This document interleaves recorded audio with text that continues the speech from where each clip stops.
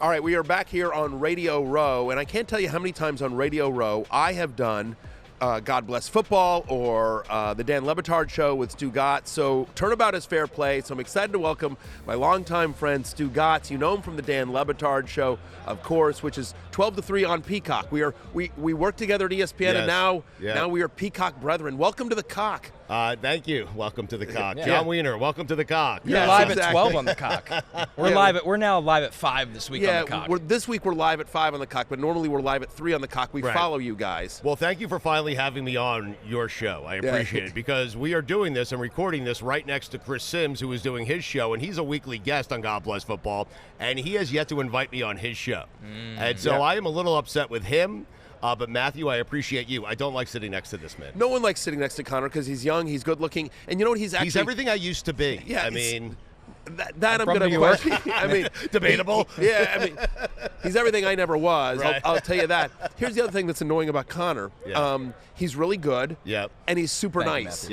It's annoying. I know. I have yet to find. I mean, he's a diehard Jets fan, which is a flaw. But I mean, sorry. which one? Right, exactly. Yeah, you understand. Listen, you need to understand this business. Stop being so nice, because there's not a single host in here that is nice, that cares about you, that wouldn't do whatever they have to do to take the job that you currently have. Okay? See, this is the advice I've needed. I'm going to lean into my villain this week. I have to learn from Stugotz, because Stugotz has found himself, if you've ever taken a look at the cast and crew of the Dan Le Batard Show, and it's large, but like Stugotz fits right in, you know what I mean? Like no one's like, oh, look at all these good-looking people and Stugotz. Like you guys are all about the same level of attractiveness. You understand? Really? Don't you think? No, I don't. That's a little insulting. Are you saying that I am equally as attractive as Dan Le Batard? That's exactly what he just said, I think. Yes, what are you, mind? I think you are all within the same range. There are some a little bit more attractive, some a little bit less attractive. But as you look through the entire menagerie of the Dan Le Batard Show, I would argue that you guys are all relatively around the same. You're in the same zip code, right? Whereas you look at me next to Connor, and it's like we're genetically unequal. And Simsy's coming in here. I mean, Sim, this is what it's like to invite your friend onto a show. You know what I'm saying? So just so you understand what happens. Yeah, exactly. Chris Sims is on Good Morning Football. That's a good-looking man God Bless right Football, there. I should say. God Bless Football every single week. Yes. Doesn't invite you onto his show. Never. Just comes onto our show. Right. It's a one-sided relationship. Right. Yeah. Very one-sided. And then the next time you're like, hey, should I come on, Sims Unbuttoned? You're like, whatever, we did something together. Yeah, he's now checked that off the list. I love Sims. He allows me and Billy. What Chris Sims does for our show is it's a football show that is really just about the love of football, the fans' love of football. And we're trying to bring you in through that prism. But what Chris and Mike Golick do for our show is, because Billy and I, we don't care about the X's and O's. Right. They give us credibility. And that credibility allows us just to be complete idiots and dance around them. And so that's really the formula of the show. It's the formula of most of the shows we do. Have like a pillar of journalism in Dan Le Batard sitting right next to you. And he's trying to, I equate it to this, our show, all of our shows. It is Dad. He decided to work at home for the day. Right. He's trying to get work done, and the kids will not allow him to get the work done, and that's what me and Billy do. So Chris Sims is invaluable. Dan is invaluable. I need credibility sitting next to me at all times. What I don't need is a 28-year-old man who is very good-looking and very – I don't need it. That's not what I need in my life. Neither do I. I need Dog next to me. Exactly. That's what I'm saying. I think you figured out something that I never did in terms of how to be on television, how to be on podcast, how to have a co-host, because I have, and by the way, my other co-host, Jay Croucher, also young, good-looking. Like I'm like, it's Australian. Just he's got like the international man thing going. But you're surrounding yourself with youth. That's a good move by you. Maybe not. It's just like, oh, who brought decrepit dad to work? It's it's very upsetting, Stugotz. Again, you guys are all it works there on the Le Batard Show. You guys are a pirate ship, and you guys are crushing as well. It's available wherever you get your podcast. It's live 9 to 11 on YouTube, and of course, God Bless Football is available wherever you get your podcasts and on YouTube as well. You guys are here for Radio Row. You're also here pushing a book. Yeah. And so let me do the camera thing here and just get this. Stugotz's personal record book. Mm-hmm.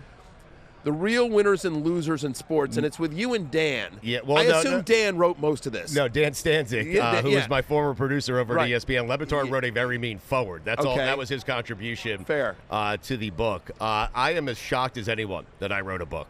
No one is more shocked than me that I wrote a book. Now, you might say to yourself, Stugotz, how much of the book did you really write? That was my follow-up. Yeah. And it's a great question. I didn't write any of it. What I did was Exactly. I gave my takes. Listen, I can't sit down and write a book. That's not the way I'm wired. I can't sit anywhere for more than like 15, 20 minutes at a time, okay?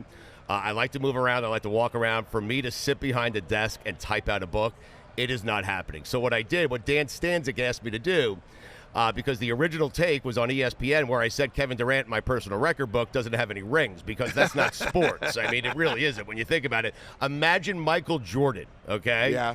He couldn't get past the Pistons. So rather than come back and try again, he decided, you know what? I'm done trying to beat this team. I'm going to join this team, which is essentially what Kevin Durant did. He couldn't get past Golden State when he was with Oklahoma City, so he joined Golden State. I mean, what a terrible lesson to teach our kids. Terrible job by KD. So I said, in my personal record book, he has no rings. Le Batard said, do you actually have a personal record book? I said, I don't, but I do now, okay? Right. And so then I started putting all these takes under the couch of my personal record book, taking rings away from guys like Clayton Kershaw because he didn't do anything the year the Dodgers won the World Series. So I started taking rings away.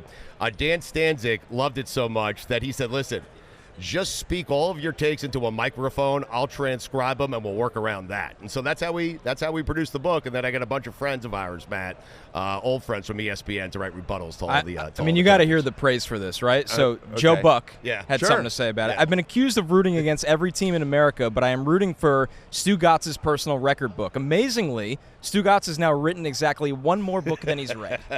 That's true. Yeah, it's a good When job do you by ever Joe. see that on the back of the book as the phrase? 10 out of 10. I had correct. to approve that, by the way. I'm sure, and you know what? It's a great way to get people to read it. I did it with a smile on my face. Now, is there anyone in your personal record book that is playing in the Super Bowl this week? Are there any any Chiefs? Like, does Taylor Swift get no credit for a Super Bowl win last year? Like, if Carson Wentz win this year, does he not get a Super Bowl ring? No, Chiefs that's win. interesting. There's nothing in this book about anything going on with the Eagles or the Kansas City Chiefs. I am saving that for the second Stugotz's personal record book.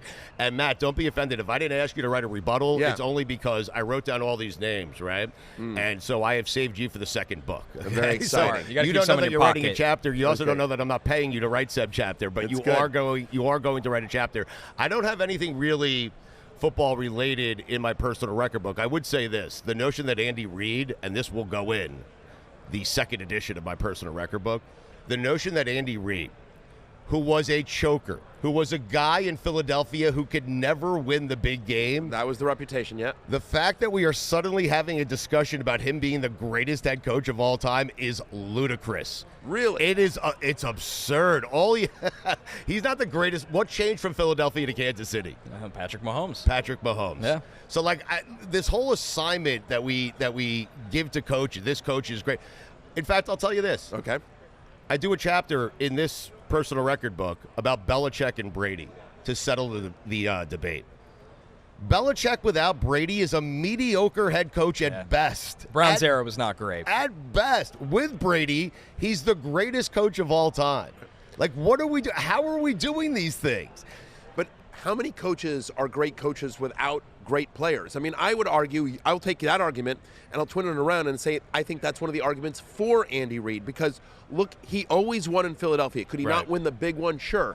But like, he was winning with Kevin Cobb, with Mike Kafka, with Jeff Garcia, with Donovan McNabb, who, by the way, looked awful when he went to Washington. Right. Like every court, like Alex Smith, like Vic Wright out of prison. I mean, exactly. Yeah. I mean, he has always made whatever quarterback he has better. And I would argue that as brilliant as Patrick Mahomes is, without Andy Reid, he is not Patrick Mahomes in capital letters, 3-time Super Bowl winner, face of the NFL. Because coming out of college, and Connor, in addition to being young, handsome, good-looking, and good, one of the things he does is he was the lead draft analyst for Bleacher Report for 7 years. He grinds the tape. He's like a young Mel Kiper Jr., just with slightly less hair.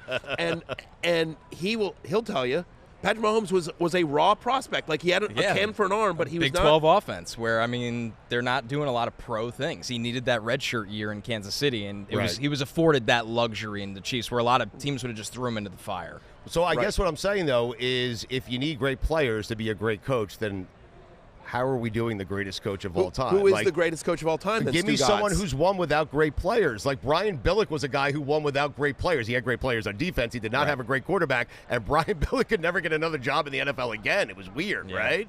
So just so I understand, I just Billick's want this to better be the than headline. Belichick. I just said there's it. the take. Stugotz, that's the take. No, that's the YouTube headline. Do it with Trent Dilfer. I mean, go ahead. Bill Belichick, do it with Trent Dilfer. Anyone, do it with Trent Dilfer. The only guy that did was Brian Billick. Okay? There you go. Whatever Dan is paid, whatever Dan Le Batard is paid, it's not nearly enough to put up with all your takes. I have a question for you. Stugotz, so many times I've been on your show and we've gotten into celebrity conversations. You always trap me into celebrity conversations. So I want to turn it around on you. Right. What is the best celebrity interaction or story you have from your time in the media? And you've been in the media for a long time. I just had it 5 minutes ago. Okay. I saw Christopher Mad Dog Russo outside. He noticed me. He gave me a big hug. I mean, I had a cigarette. He was hanging out with me. We talked for 5 minutes. I called him a legend. He got mad at me because legend means you're getting old. Christopher Mad Dog Russo is the greatest. It's not the story you wanted, Matthew Berry, but it is the greatest interaction I've had in my life. Well, Mad Dog is a legend, and I love that. All right, so let me turn it around then. What's the worst celebrity interaction you've had? Oh, God. We were at the Bahamas one year, and Julio Jones was there. Okay. He was playing cards outside. Dan was there. We were doing live shows from the Atlantis. I was trying to get Julio Jones on. I was like hiding behind. This is what you do when you're a young person growing up in this business, because you got to do what you got to do to get the guest on. I decided to. I was trying to get Julio Jones on, so I was hiding behind a pole at the Atlantis. And I was spying on Julio Jones. He's just on vacation, cards. right? He's got like a whole table to himself. It's high roller stuff. Right. I'm watching him. I can't tell you the amount of money. Well, I'll tell you in a second. I decided the best course of action was to plop down at the table right next to Julio Jones, not realizing that he was playing blackjack for $500 a hand. Okay. Right. So not only did I not get Julio Jones on, I spent about $2,000 trying to get Julio Jones on, and I did so unsuccessfully. So, were you able to expense that? Of course I did, yeah. All right, there you go. Dan paid me back. Fair enough. Yes. It was worth it at the time. It was worth a shot, right? I mean, I think you did the right thing. You sit down next to him, right? You're trying to buddy up. Hopefully you win a few hands together. Did you together. talk to him? Did you mention at all, hey, I do a radio show or anything that's how I lead every conversation. Right. Yeah, sure. Hey, I'm a guy on the radio. Right. You're on vacation. Yeah. What do you think of this? Was he familiar with you? Was he familiar with the show? Had he heard of Dan? He was not familiar with me. He was not familiar with the show, and he was not wanting to be bothered at that particular time. Like it was, I think it was the week in between. Yeah, it was the off week between Conference Championship weekend and Super Bowl, and he just didn't want to be bothered. Like that's vacation time for them, right? For sure. And here's the other thing is, do you remember, so you lost whatever, $2,000, but do you know like what happened with his hands? Like because a lot of times when you sit down at a blackjack table, you screw up the shoe, right? Yes. You know, and so get the looks is he he's sitting here going like, we had a good thing going, we had a roll going, and now this guy just screws up the shoe. No, I'm aware, I'm aware of when someone wants me to come in, when someone doesn't want me to come in. So I came in after he had lost 3 consecutive hands. Okay, so he was very welcoming when I came in. But here's what happens when I play blackjack. I don't care about your hand. I don't care about the dealer. I care about my hand. Sure. If my gut tells me to hit on a 15, I'm going to hit on a 15, even if I shouldn't be hitting on that 15. Right. Like, I'm going to do what I want to do. And if Julio Jones is going to get mad at me for hitting on it's my 15. It's not his 15. I'm not playing for him. I'm playing for me. Okay? And so what happened was my competitive nature took over. I'm not a great blackjack player. And I just started doing things that were pissing him off. Right.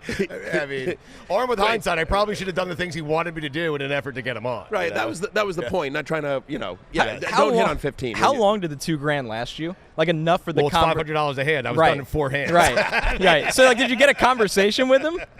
No, a very short one. Yeah. Yes. Like 2 lines. Yes. No, I leaned in. I asked him. I mentioned the radio show. He didn't know who we were. I asked him if he wanted to come on. And he politely said no. Yeah. That was it. Fair enough. But that was my way to get close to him and not feel like I was spying on some guy from behind a pole at the Atlantis. Yeah, exactly. Well, that's a better story than just I was creeping on Julio Jones behind a pole, floating next to him down the lazy river at the Atlantis. I love it. That is the greatest lazy river of all time, by far. The Atlantis. Yes, it's phenomenal. Have you ever had Julio Jones on the show since then? We have, yes. And did you ever tell him that story? No, we did not. not. Oh, man. No, we should have. But I don't think he would have remembered, you know? No, but Probably it would have been good to tell him, like, hey, I lost $2,000 just trying to get you on my radio show. That's how much I wanted you on the radio show. That's how big Julio Jones fans Yes. we are. On the Dan Le Batard Show, one of the things that I think people love about the show so much is that everyone, but specifically starting with Dan, speaks his mind. Yes. There are no sacred cows on the show. No. Dan speaks his mind always, and so he's not shy to share his opinions. Has there ever been a time where Dan has criticized somebody publicly, or the show has sort of gone off on somebody, and then you've run into that person, they've sort of either confronted you or asked you about it or anything like that? I've been doing this thing where Dan had mentioned early on in our show that Warren Sapp had bad breath. And so I say it all the time on the show. And whenever I do, Dan gets mad at me because he claims he never said it. Right. And I'm like, no, you said it, and Mike will pile on. No, you said it, Billy will pile on. No, Dan, you said it. Warren Sapp has bad breath. And somehow it got back to Warren Sapp. I was in the presence of Warren Sapp, and it was at a Super Bowl, and I came back to the main show to our table, and Dan was back in Miami, and I can't remember which Super Bowl it was. And I said, Dan, I've confirmed what you told us many, many years ago. Warren Sapp does indeed have bad breath. Fast forward a couple of months, and Dan ran into Warren Sapp. And so this is the frustration that Dan lives with. Yeah. All the things that I say, all the things that we say, Dan didn't say them. We said them. And they all get attached to Le Batard. Right. So if I rip someone, Dan never said anything about Warren Sapp's breath. Actually, right. It was just a running joke on the show. But Warren Sapp confronted Dan about it. He wasn't very happy about it. And Dan's like, I never said it. He's like, your co-host said it. He's like, so bring it up to him. But they're not going to bring it up to me. And so Dan is a victim of being attached to me, to the shipping container, and dealing, because Dan is very measured. He's never going to really rip someone. He doesn't do that. He doesn't call people chokers. He doesn't like to talk about college kids. He has certain parameters that he's not willing to go past. And that's what I'm there for. And so, but he gets attached to a lot of my takes. And so that's like one example of Dan really not criticizing Warren Sapp. It was me, but Warren Sapp confronted Dan and not me. Yeah, well, that's the danger of having your name when it's the Dan Le Batard Show. That's the whole. That's what happens. Like, I can't believe. That's what I'm saying. I love with Stugotz. It comes without expectation. It's fantastic, right? Oh, it's fantastic. You can take credit when you want, and when you don't want, when you the can back ratings away. are great, I take all the credit, and when the ratings are lousy, I blame it on Le Batard. His name on the show. 1,000%. The We do that with YouTube you. clip of our show will be Dan Le Batard says Brian Billick is a better coach than Bill Belichick. Yes, yes. Dan Le Batard Show. And then Dan Show will be in small, very small but Matt, letters. you get what I'm saying about 100%. About the coaches, right? It's if you're a good coach, you're a good coach. Like, who coached the Pistons? Do you remember that team? Chauncey Billups, Ben Wallace. Who was that coach? Was it Flip Saunders? No, I don't remember. I thought it was Chuck. Why am I blanking on his name? No, it was not Chuck Daly. Chuck Daly. I can't remember. My larger point is that coach did not need Michael Jordan or LeBron James to win. That coach won with Rasheed Wallace being their second best player. Was it Larry Brown? It may have been. Man. Yeah. Good coach. Either way, we'll look forward to the second edition of Stugotz's personal winners and losers. You got a winner this week? Who's winning the Super Bowl? Man, I'm not picking against Kansas City. Same. I don't want to pick against Kansas City. I mean, the Eagles, it feels even with that overrated coach Andy Reid. He's not over. He's just not the greatest coach of all time. That's like, he didn't win with Donovan McNabb. He's a pretty good quarterback, right? He didn't win with him. I think the Eagles are better suited this time around, than they were last time around to beat the Kansas City Chiefs simply because of Saquon Barkley. Sure. Because they have the ability, if they want, to create long drives, 10-play drives, take 9-10 minutes off the clock, and really do what you need to do to beat Kansas City, which is keep Patrick Mahomes off the field, right? And so I think the Eagles are probably top to bottom the best team in the NFL. They do have a good chance, I think, this Sunday, but I'm not betting against the guy who won the last 2 Super Bowls. He just figures it out every single time. They figure it out. I agree. I agree. I like the Chiefs as well. Stugotz, I will tell you this, though. I will do 20 of these, and 10 I will say the Eagles, 10 I will say the Chiefs, and in 10 places I will be right. So that's smart. You can't lose. Smart. There you go. That's a lesson from a veteran broadcaster for you. I will be taking that into account all week. Hey, it's Matthew Berry from NBCSports.com and RotorWorld.com, and I want to thank you so much for watching whatever it is you just watched. Or if nothing else, being too lazy to click out of the autoplay after this video started, after whatever it is you actually wanted to watch finished. But now that you're here, I'd like to take a moment here to ask you respectfully now, okay? I'm asking you respectfully to subscribe to the NFL on NBC YouTube channel.